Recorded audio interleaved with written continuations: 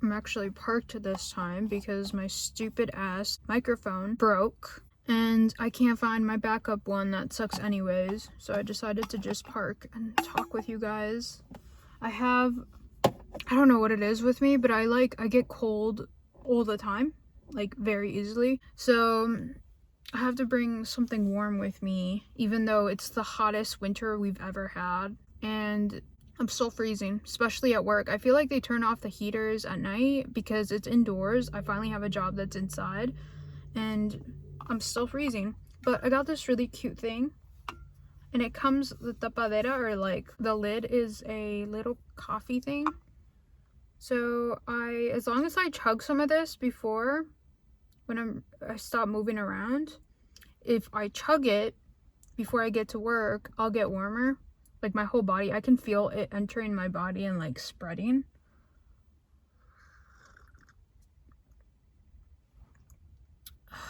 I'm like parked away from work, facing towards like the parking lot, because I don't like the idea of like my coworkers, sneaking up on me anywhere.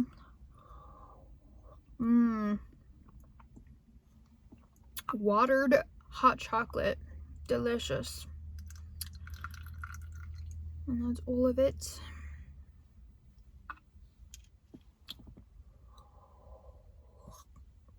I read a comment, I read it like while I was at work, and it was about not having a support system when you're going through ed recovery. And dude, same. I don't have any support system from anybody. First of all, I didn't tell my family about this until I felt like I had to, and I only told 2 people about it. My sister and my little brother. I told them about it because I felt like they were gonna find out anyways. My mom kind of felt like she knew what was going on. Like, she'd make comments when I was really bad, like really in it, but I never admitted to it, and I never wanted to talk to her about it. I have a very strange relationship with my mom. We've never been close because I just felt like I couldn't trust her growing up, but now we are as close as ever because we watch stuff, we talk a lot, but I can tell we're very hesitant to like open up completely. I just can't, a part of me can't handle like super extreme criticism from my mom. I felt like all my life I wanted to be accepted by her the most, and I just didn't get it very much. And we didn't have that dynamic of mother and daughter. I was always more of like her assistant because I was the oldest, so it was very strange. And so it kind of, now it's just like this weird friendship where it's like I don't know where the line is crossing, so I'm not gonna say what I want to say, because when I talk about death with her, I talk about death a lot, but when I talk to her about it, she seems hurt, and I don't want to hurt her, so I avoid that conversation. But I did tell two of my siblings, and they're not very, like, I wouldn't say they're my support system. They don't care about saying bad things or what to say or to investigate about it. Like, they don't care, which is fine. I don't want that. I rather them just completely ignore me, because it's not their job, especially when you have an adult as an ed, or adult as an ed. What is my problem? Ed as an adult, because nobody can really, we can't expect anybody to like hold our hand through anything. It would be nice, but it's not like something that's required, you know what I mean? Which sucks, because it would make things more possible and easier, because it just sucks that like it almost feels like you're alone and you're drowning. And I would not think twice to help my siblings. When something's wrong with them, I search up things. So, but yet again, like, it's wrong to like do stuff just because you want it done for you. I'm just naturally like that. Like, I know, and I don't expect that from them. So that's why I wanted to have this conversation with you guys, because I was thinking about like ways that you guys could head towards recovery. Like, we can all do it without a support system, because a lot of us don't have that, and I'm one of those people. I don't have somebody like in my family that supports me and helps me out. You know, I don't have that. I have to seek it out. I had to seek it out, and some of the stuff I thought of that could help you guys that don't have a support system is what I'm doing right now. So I'm gonna share them. If you can name one you're doing that's really helping you and I didn't mention it, please list it in the comments, because we're all looking for help here. So the number one, and I know you guys are gonna be like, oh, that's so obvious, that's so stupid. It is professional help. Like, you need to get professional help. It's pretty hard to get out of something that's, you know, like if you fall into a hole, you can't always dig yourself out. Sometimes it's just too much, and eating disorders are a serious thing. You know, like they're one of the most deadly disorders you can have.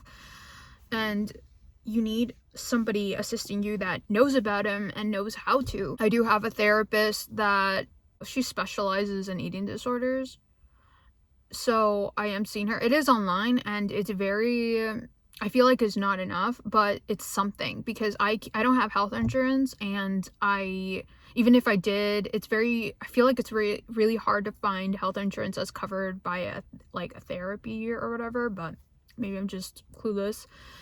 But if you do, you should definitely look into that and take advantage of it, because they can really help you more than even just like a close friend, you know? Obviously you'd have to pay for it, or it's worth money because they know what they're talking about. Another thing that I feel like has helped me is self-education. I think educating yourself on your ed and why it led you this way really helps. Oh my gosh, they're opening the store behind me. It helps because you start to recognize what went wrong, or, you know, how to head in the right direction, or both. It's good to find out what triggers you and what you can do to avoid that. Meanwhile, you're trying to get better and stronger, and Ed's voice is minimized, or however you say the word. So that's why you need to learn about it. And I'm not talking about, you know, like, do not search up how to trigger yourself. Like, I know we're all guilty of it. Why don't we just search up, you know, to get out of it? And for me, for example, one of my triggers is people making comments about my body. Anything. Just, I don't like when people make comments about my, especially if it's like, oh, you look heavier, like, you know, oh, you look like swollen, or, you know, anything like that kind of like messes with me. Because also, for some reason, one of my triggers is photographs of myself. I do not like photographs of myself, especially if it's one that other people are watching. Like if somebody posts me in Facebook or something like that, I just can't stand it. It like really messes with my head. I used to knock down my pictures from the wall my mom would hang up as a child, and I didn't even have an ed yet. I would knock them down because I just hated seeing myself in the living room. I really did. And then when I was younger, or a little older, in elementary, headed to middle school, even in middle school, I started stealing my mom's pictures of me and ripping them up. Only me. And my mom was very angry, but she didn't realize how painful it was to see myself. Like, it was very, very painful. It was so painful to see myself that my sister would, when we walked around a store, she would walk in front of me to see. It was really nice of her, but she would walk in front of me to see if there was any mirrors or reflections, and if there was, she would cover me from seeing myself, because it would ruin my day. Like, it would really haunt me. I hated the way I looked. And people say it all the time, oh, it's fine, you look fine, like, it's okay, dude, you don't look that bad, or whatever. They try to make you feel better, but it's like, you don't understand. Our own view of ourselves is our own reality. Your reality is your reality, but mine is my reality, so it's really hard. So that was one of my triggers, especially photographs. Till this day, photographs are my trigger. Reflections are not anymore, but I do start to analyze myself too much. A lot of people, I used to have a lot of pictures. I have a lot of mirrors in my room, and I remember a friend of mine said, like, oh my god, you're so conceited with all these mirrors everywhere. But he didn't realize that every mirror I use to judge myself. you know, like every mirror. I had to check if I didn't have any boogers, if I didn't have anything in my teeth, if my teeth didn't look too yellow so I could hide them. And if I was laughing and I caught my reflection in the mirror smiling, I'd be like, ew, I look like that when I smile, and I wouldn't smile, or I'd cover my smile, you know, that would trigger me. Nowadays, as long as it's me just watching myself, it's not so bad. I still am really, really critical, but it's one of my triggers. Also, if we're ordering food and one person says that's a lot of calories or that's bad to eat, it messes with me. I'm not gonna say anything. I'm not gonna say, can you please not say that? I'm not gonna control other people for my sake. They will never know that bothers me. Or if they don't get any food from that specific place, they won't know it bothers me, because it's it's really toxic for us to control other people triggering us. For me, it's more of like, I have to work on that. I have to work on that, and I have to work on that. Because my Ed will use that and be like, you see how they're not ordering it? Why are you? You know? And it's like, you see how they said it's a lot of calories and they don't even care that much? Why are you? And it's like, I need to work on that. That's why triggers are important to identify. And that's why self-education is really important, especially what led you here. For me, it wasn't vanity. It wasn't because I wanted to be beautiful. It wasn't because I wanted to be super skin. That's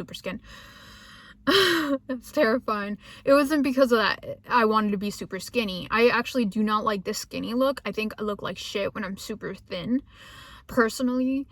But it was more of a punishment because I felt like I am the dumbest person I've ever met. I say the wrong things. You know, it was just punishment. And that's why, like, I grew up in a household that punished you. I was punished for a lot of things that nowadays it's like not that big of a deal. Like, for example, it's a Mexican household. I learned English first because I was the oldest. I was learning English first, and if I spoke in English in the house, my mom would slap me. Like, it was just disrespectful. It was seen as disrespectful to speak to my immigrant parents in English where they could not understand, and I'm over here acting like I'm better than them. That's how it was seen. So punishment was very common. It was very, very common for me to be punished. And it wasn't like, go to your room. No, it was more of like humiliation. So I started to pick that up. So it's like, instead of analyzing, oh, okay, that was shit, the way I was raised could have been better, the way we were raised could have been better, and changing that and adjusting it within yourself so you can, you know, kind of reparent yourself in a way where it works better and it's healthier. I kept it going. I encouraged it in my head. And that's wrong. And self-educating helps you, you know, realize that things weren't perfect and they will never be perfect and they damaged you, but it's time to fix them. Time to be the person you needed when you were a kid or the person you need now. So that's one of them. The other one is self-help references. And this means like books. If you can't get a therapist, which is a lot of us because we're broke, let's be honest, especially nowadays, everything's shit. It sucks. Sometimes I think about canceling my therapist, you know, because I'm broke. So if you can't do that, at least think about reaching out for resources that are free. For example, you can get books about eating disorders that say a lot of information. There are podcasts about psychologists talking about this. There are YouTube videos about doctors, psychologists, therapists talking about every little problem we may struggle with, triggers, the importance of and recovery, all this stuff. There's so much shit we can look into. I've read some books about it. I listened to psychologists back in the day. Not so much anymore, because once you get better or you start to recover, you start to get really bored with the whole ed thing. So, FYI, that's a good sign. At least, I think so. So, this one's gonna sound weird, but another thing I started doing was self-checking, not in the bad way. I know we have that whole thing where we self-check our body, which we need to stop doing, by the way, but self-checking in a good way is keeping eyes on your progress in a way where it's not pressure and toxic. And that is why I would include here the chart that I always talked about, that helped me stop the binging and purging. That chart really did help me, but it works with me. I don't know if it'll work with you guys. I have explained how it is the best way to make it least toxic, because the last thing we need is making you guys feel like shit, you know, when you're trying to get better. Every little step towards the right direction is progress. There's no way of undoing that progress. I just want you guys to know, no way. Let's say you start the chart, right? You just make 7 boxes. Go one day without doing that bad habit. It can be anything. One day, that's progress. Even if you fail the next day, that one day still counts because you did that one day. And then you keep going and you keep going. And it doesn't go back to zero. It never goes back to zero progress because you still did those days. And it's important to remember that because it can be very, what's it called? It can be very depressing to feel like you're not making progress just because, you know, like, it's like getting healthy. You're not going to eat healthy 24/7 every day all the time just because you decided and you did it once. It's gonna be a learning curve, you know what I mean? And the thing about recovery is it's common for it to, when you're headed towards recovery, for you to, you know, relapse. It's common. I've done it. Sometimes I still do, but I don't binge and purge anymore. But sometimes I'll like start restricting and then I'm like, no, and then I'll go back. So that doesn't mean I start from the beginning, you know what I mean? Like, we have to keep, it's a test. Are you getting better? Are you killing ugly ass incel demon disgusting loser smelling like shit Ed? Are you killing him, you know? So that's the one I call self-checking in a good way. I probably shouldn't have named it that, but we all have a sick sense of humor here, I guess. And then another one I've tried is finding new coping skills or strategies that work with me. For example, I talk to myself a lot, and it helps me when I'm pissed off, when I'm happy, when anything happens. I go to my room and I talk to myself. Call it crazy, I call it coping, because it has helped me a lot. I'm talking to you guys, you're not really here right now, and the quiet is so loud when I don't keep talking. So it's weird. I didn't just get good at like talking to you guys. Like, it's awkward to talk to a camera that, you know, you don't know if anybody's listening out there. You don't know. But been talking to myself for a long time, and I have told my therapist about it, that I do talk to myself a little too often. Sometimes I get lost in the conversations, but she does not think it's bad as long as I realize that I'm doing it to myself. Like, as long as in your head you know, like, oh, I am talking to myself. And I feel like a lot better when I do, because nobody's judging me or whatever. Sometimes I do write down my thoughts because it helps, and that's a good coping skill. I used to do it as a child a lot, writing all the time. And I think that finding ways that are specific for you, very personal, will help, especially if they're super healthy, because you'll start doing that automatically instead of, you know, binging and purging, or, you know, starving and all that stuff.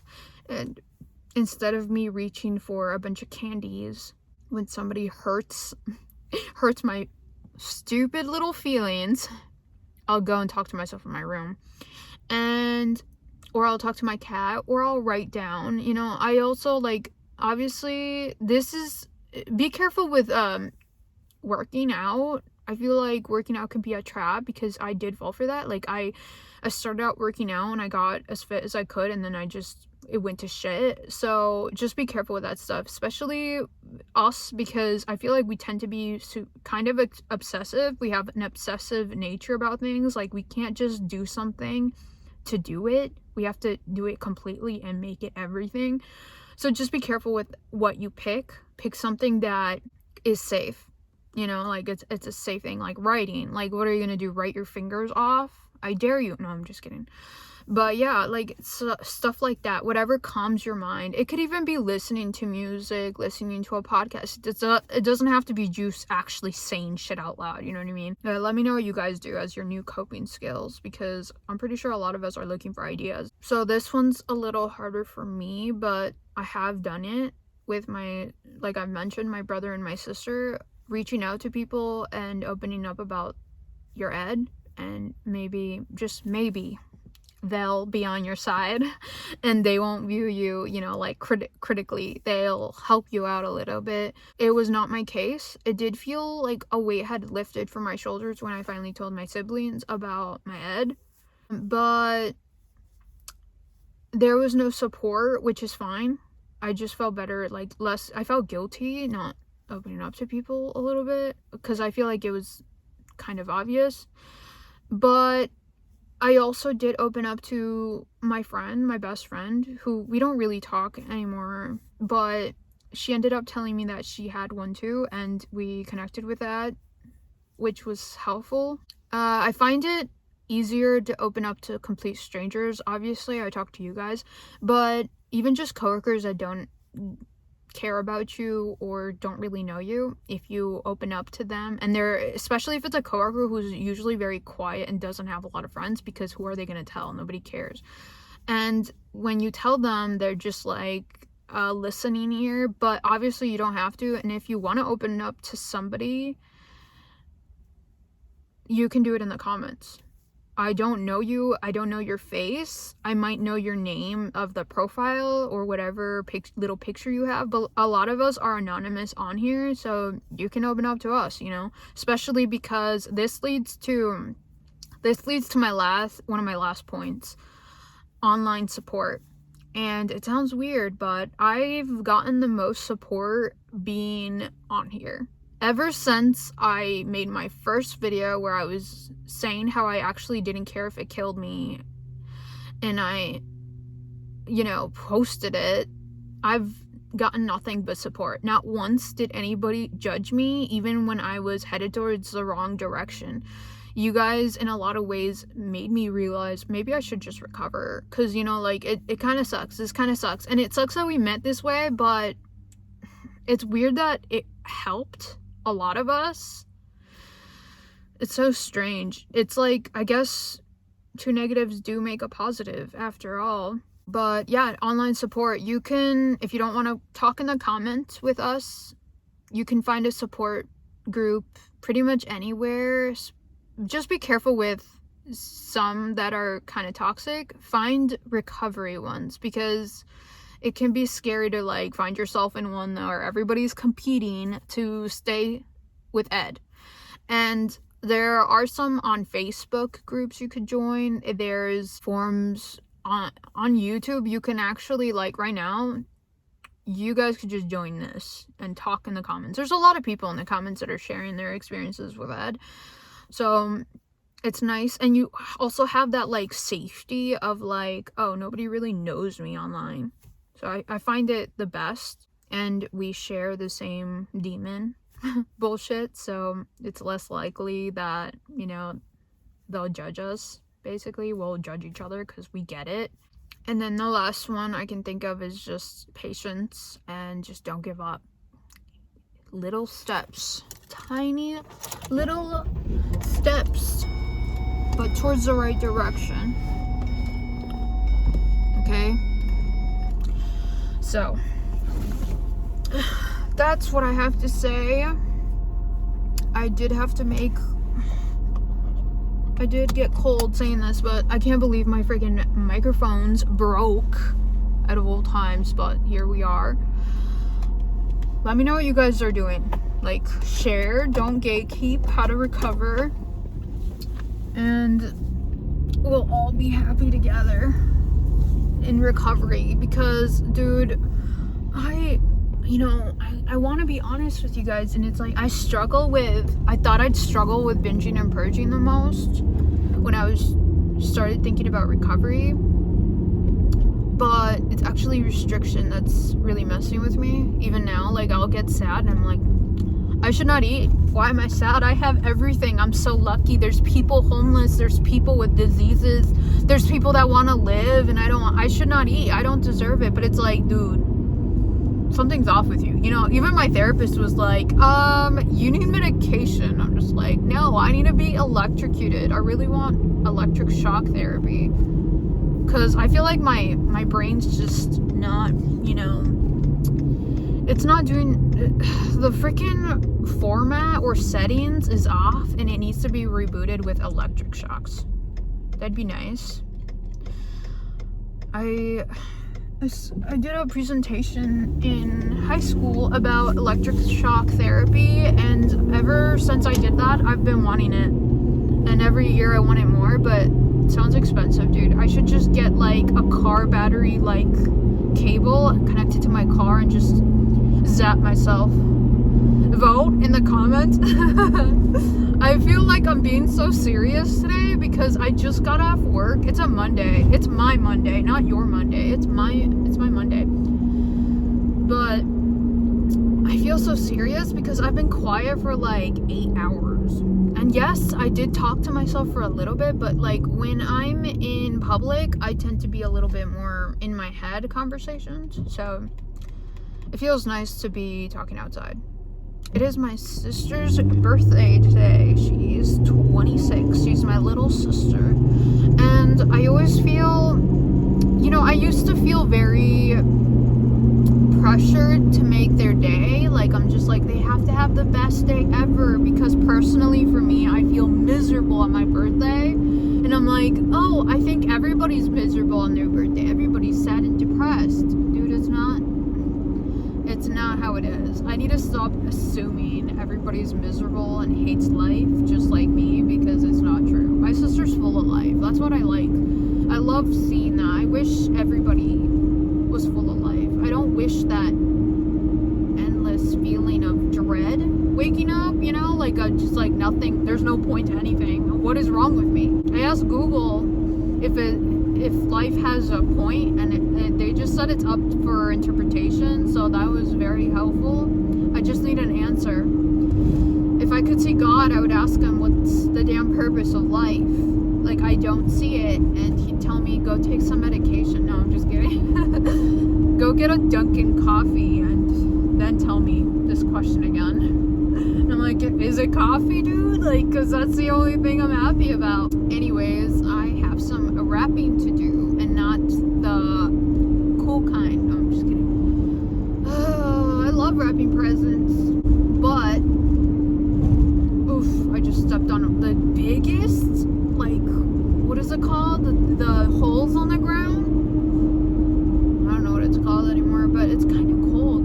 But yeah, I don't want to talk to you guys forever, so I'll leave you alone. I look like tired as shit. Oh my god, I haven't slept. That's probably why, but whatever. I'm living life on the crazy side.